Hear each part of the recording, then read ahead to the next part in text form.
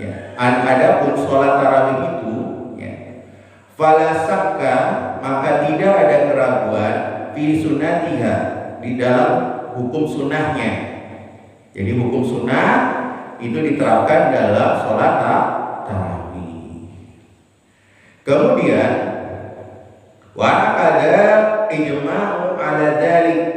Nah, kemudian ya tercapai ijma'. Ijma' itu dasar hukum yang ketiga. Ijma'nya itu ijma' terkuat, Pak. Namanya ijma' sahabat. Jadi ijma' sahabat itu lebih kuat daripada ijma' ulama, ya. Nanti dijelaskan ya Pak, nanti pada saatnya kita akan jelaskan. Yang jelas ijma' itu ya disepakati pada sholat tarawih. Berarti hukum dasar hukum yang ketiga, ya, setelah Al-Quran dan Sunnah, ya, atau hadis.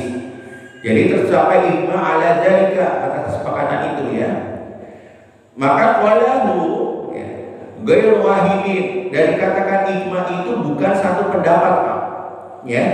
Jadi kalau satu pendapat itu, ya, itu bukan ijma', tapi ijma' itu lebih dari satu pendapat. Dan kalau ini sepakatan para sahabat, makanya ijma'nya kuat, ya. Wala ibrata bisyawadil aqwal, ya.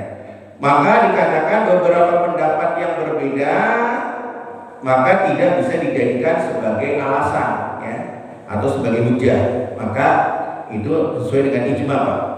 Kemudian wa fi sahihaini, di dalam kitab sahih, dua kitab sahih yaitu Bukhari dan Muslim, ya. Dalam kitab sahih Bukhari dan Muslim itu dikatakan ada hadis yang bunyinya man qama ramadhana imanan wa ihtisaban ghufira lahu ma taqaddama min dhanbi, ya. Barang siapa yang qama ramadhana, ya, yang mendirikan sholat malam di bulan Ramadan, dan Imam Nawawi dalam Syarah Muslim mengatakan qama ramadhana bermakna yaitu sholat tarawih, ya.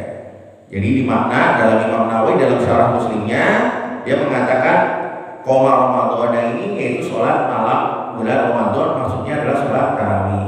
Imanan dengan keimanan, wahtisaban, ya, dengan mengharapkan pahala.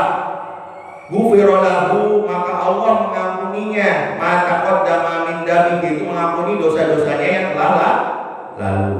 Hadis ini sahih, Pak, di dalam kitab Bukhari dan kitab Muslim, ya.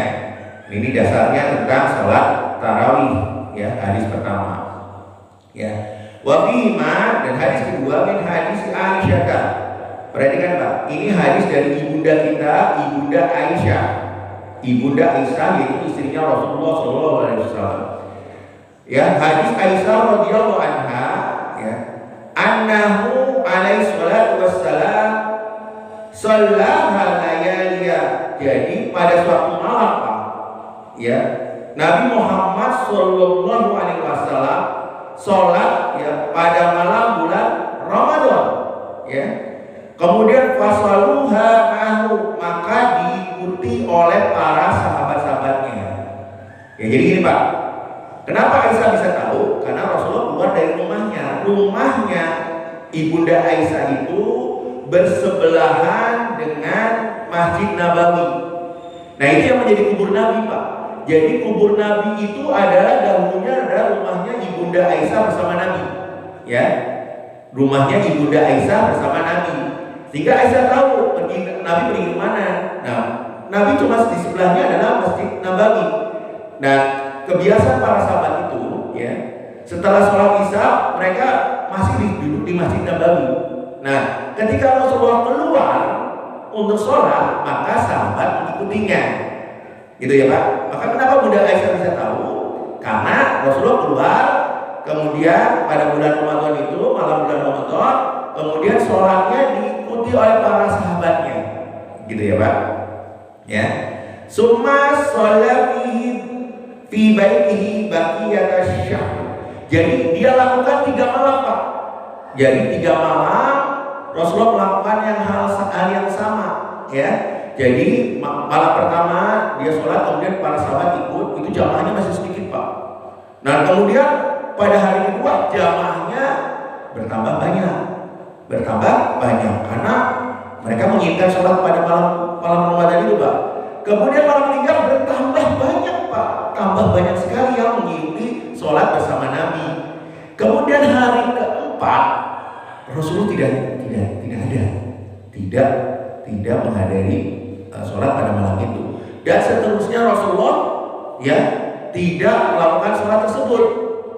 Makanya nanti dikatakan di sini kemudian summa ya sholat fi baitihi baqiyat syahri. Jadi ini Aisyah ya dari bunda kita. Kemudian sholat Nabi sholat di dalam rumahnya dalam sisa-sisa bulan Ramadan Pak. Jadi sisanya bulan Ramadan dia sholat di rumah saja.